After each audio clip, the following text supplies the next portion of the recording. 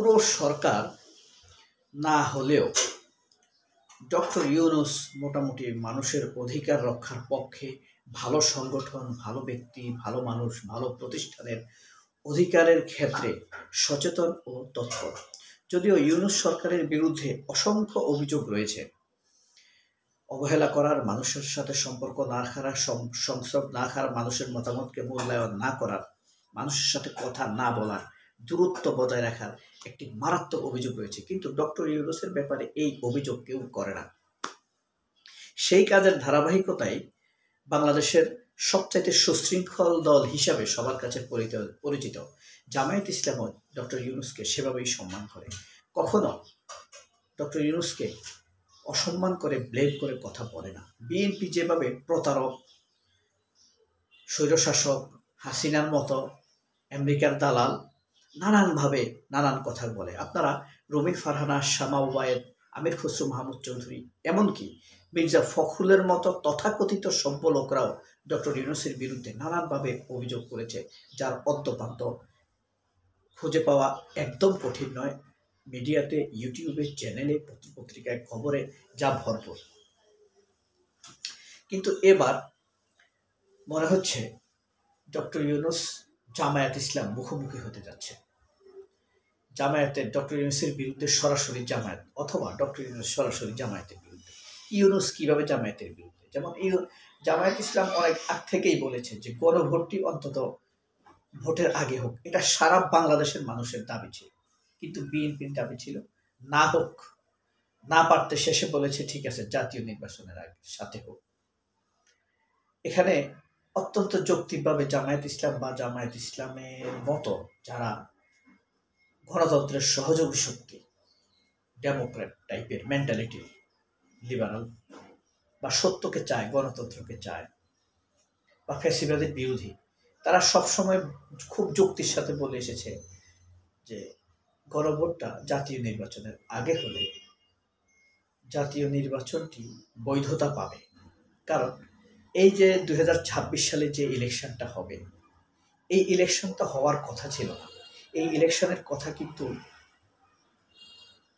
সংবিধানে নেই, অথচ বিএনপি সংবিধান করে করে চিল্লায়। তাহলে বিএনপি যে 2026 সালের ক্ষমতায় আসবে, অথবা জামায়াত যদি 2026 সালের ক্ষমতায় আসে, তাহলে এটা কি বৈধতা পাবে? কিন্তু গণভোট যদি হতো, আর কিছু না হোক, যে একটা পাবলিকের রায় আছে, গণরায় রয়েছে এই জুলাই সনদের পক্ষে, ডক্টর ইউনূসের সরকার একটা ভিত্তি পেত। কিন্তু সেই কাজটি ডক্টর ইউনূস করেনি। যদিও আগ থেকেই, প্রথম থেকেই জামায়াত ইসলাম এবং গণতন্ত্রের ডেমোক্রেটিক অ্যাসোসিয়েট পাওয়ারগুলো, শক্তিগুলো, সুশীল বা দেশপ্রেমিকেরা বলে আসছিল গণভোটটা আগেই হওয়ার জন্য। এটা বলার পরেও ডক্টর ইউনূস এই কথাটি রাখেননি। জামায়াত সহ 8টি দলকে তারা মুখোমুখি দাঁড় করিয়ে দিয়েছে। এখন এই যে জামায়াত ইসলাম সহ 8টি দল কঠোর অবস্থানে গেল আন্দোলনের ব্যাপারে, এটা কি হলো? ডক্টর ইউনূসের মুখোমুখি জামাত দাঁড়িয়ে গেল। এটা ডক্টর ইউনূসও ইচ্ছা করে জামায়াতের বিরোধিতা করেনি, জামায়াতও খুব সহজে ডক্টর ইউনূসের বিরুদ্ধে দাঁড়ায়নি। তাহলে রহস্যটা কোথায়? এটার একটা দারুণ রহস্য আছে।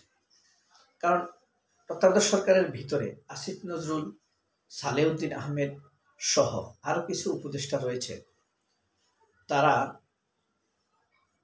বুঝে কোন কাজটি ডক্টর ইউনূসকে দিয়ে করালে বা বলিয়ে নিলে ডক্টর ইউনূসের প্রতি মানুষের বিরক্ত তৈরি হবে, একটি বিরক্তির ভাব আসবে, মানসিক বিদ্রোহ তৈরি হবে।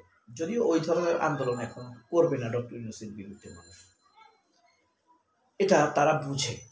এই কারণে ডক্টর ইউনূসকে দিয়ে এই কাজগুলো তারা করে। যেমন জামায়াত সহ ডক্টর ইউনূস ক্ষমতায় আসার পর, জামায়াত সহ ডক্টর ইউনূস প্রায় একই সুরে কাকতালীয়ভাবে হলেও বলেছিল শেখ হাসিনার বিচারটি নরওয়েতে আন্তর্জাতিক আদালতে হোক। কিন্তু এটা করতে দেয়নি আসিফ নজরুল বিশেষ করে। তাহলে কি হলো? এখন এই বিচারের যত ভুল ত্রুটি বা ফাঁকফোকর যদি থাকে, সেগুলোকে ব্যবহার করে এই বিচারকে প্রশ্নবিদ্ধ করার চেষ্টা করা হবে। এক, এটাকে উড়িয়ে দেওয়া যাবে অথবা এটার বিরুদ্ধে বলা যাবে। 2 হলো আপনার আন্তর্জাতিক আদালতে দিলে শেখ হাসিনার অপরাধ আন্তর্জাতিকভাবে প্রমাণিত হয়ে যাবে। যখন ইউনূস এটার সাথে আর পারছিলেন না, ইউনূস খেলোয়াড় মানুষ তো, ইউনূস যখন দেখলো যে দেশেই এটার বিচার এরা করবে, তার কথার এক কণ্ঠভোটে তো ডক্টর ইউনূস হেরে যান। 10 জন উপদেষ্টা 20 জন উপদেষ্টা যদি একসাথে বলে, 20 জনের মধ্যে 17 জন যদি একসাথে বলে দেশেই হোক, তাহলে ডক্টর ইউনূসের কথাটা টিকে না। অধিকাংশ মতামতের পক্ষেই ডক্টর ইউনূস থাকবেন, নিজের মতামতে সেখানে তিনি ডিক্টেটর করবেন না। তো আন্তর্জাতিক আদালতে পাঠিয়ে দিলে কি হতো, হাসিনার এই অপরাধ আর খণ্ডন করতে পারতো না আওয়ামী লীগ, মিথ্যা বয়ান তৈরি করতে পারতো না।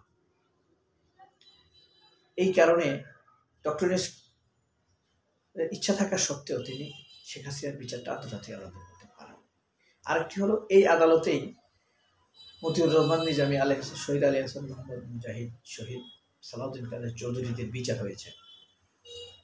তো দেশের মানুষ যেহেতু মনে করে এদের ফাঁসির রায়টা সঠিক না, তাই না, এখন বলবে হাসিনারটাও সঠিক না।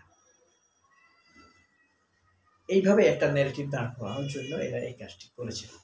কিন্তু ইউনূস খেলোয়াড়, ইউনূস কি করেছে, জাতিসংঘের মাধ্যমে একটি তদন্ত রিপোর্ট করিয়ে ফেলেছে, যেখানে হাসিনার অপরাধ আন্তর্জাতিকভাবে প্রমাণিত হয়ে গিয়েছে। এখন যে এই জামায়াত এবং ইউনূস মুখোমুখি হলো, দেখবেন এখনো কিন্তু জামায়াত ইউনূসের ওইভাবে ডেসপারেট বিরোধিতা করে না। কারণ জামায়াত বোঝার চেষ্টা করে, বিরোধিতার জন্য বিরোধিতা করে না। জামায়াত জানে ওয়াকার আন্তরিকভাবে ডক্টর ইউনূসকে সহযোগিতা করছে না, বিএনপি আন্তরিকভাবে সহযোগিতা করছে না, আমলারা করছে না, পুলিশ 50% এখনো সহযোগিতা করছে না। This is true. এখন যদি জামায়াত বিরোধিতা করে তাহলে ইউনূস সরকার পড়ে যাবে। আর আসিফ নজরুলটা তাই চায়।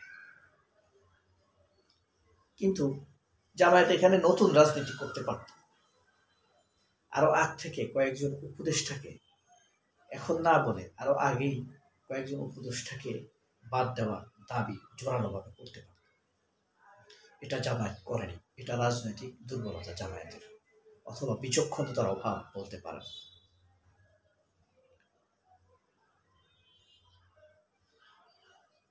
এখন জামায়াত এবং ডক্টর ইউনূসের মুখোমুখি দাঁড়িয়েও জামায়াত কি তার চাওয়া পাওয়া আদায় করতে পারবে? পারবে না। কারণ জামায়াত মাঝে মাঝে রাজনীতির সাথে মানবিকতার সম্মান মিশ্রণ করে ফেলে। রাজনীতিতে মানবিকতার সম্মান বলতে কোনো কিছু নেই।